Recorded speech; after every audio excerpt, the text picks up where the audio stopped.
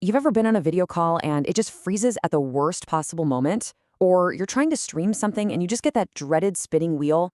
Well, the culprit is often this invisible force all around us, radio frequency interference.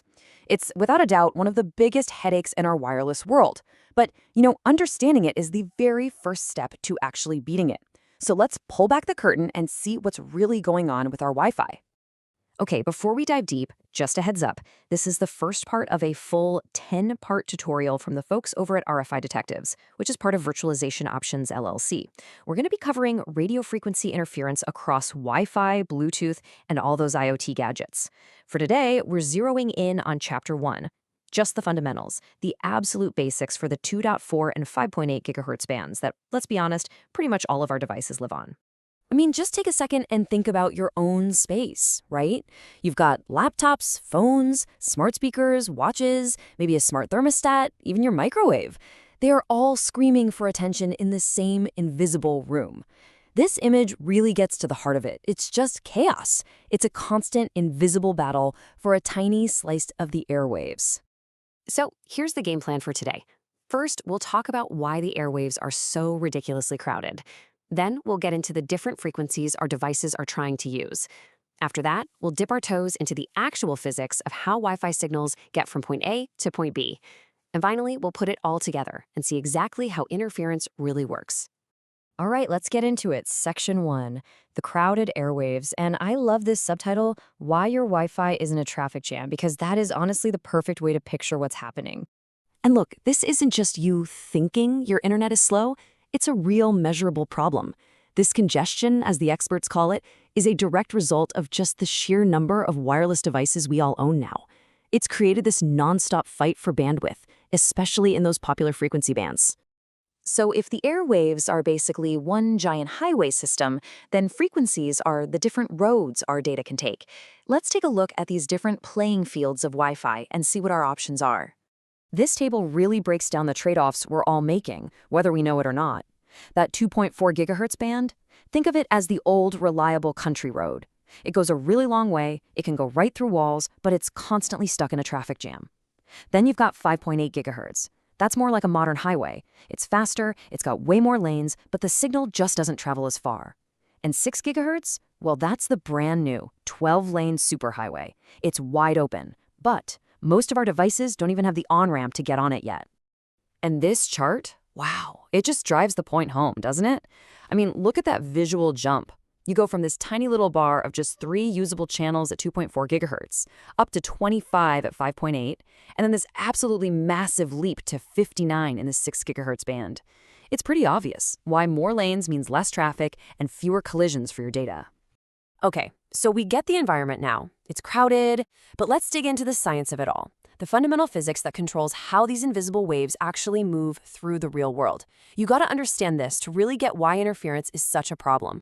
First thing we have to talk about is path loss. It's simple, really. It's like shouting to a friend across a big open field. The farther away they get, the fainter your voice becomes. A Wi-Fi signal is exactly the same. But here's the catch. It follows something called the inverse square law. Now that sounds complicated, but all it means is this. If you double your distance from the router, the signal strength doesn't just get cut in half, it drops to a quarter of what it was. It gets weaker, fast. But it's not just distance that's working against your signal. There's also attenuation.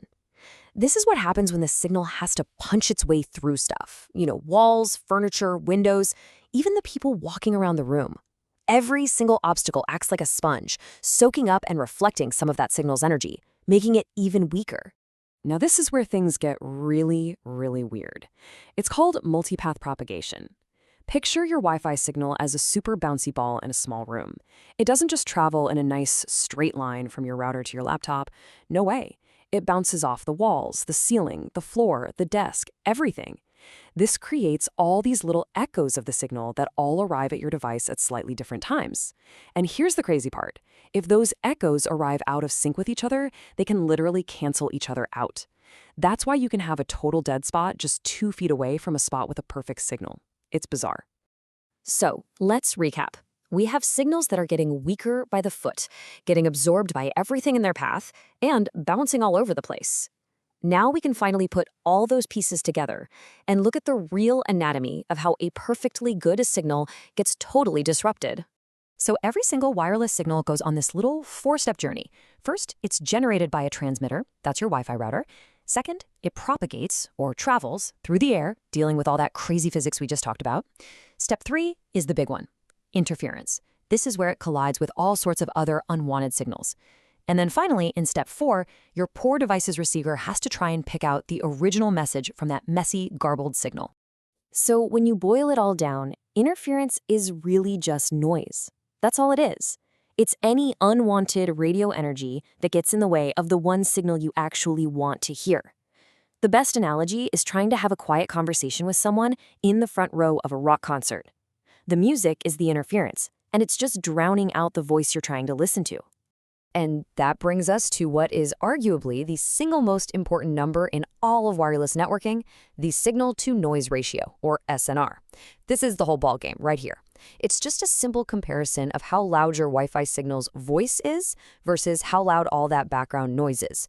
If your signal is a loud shout and the noise is just a quiet whisper, you have a high SNR, and your connection is going to be fantastic.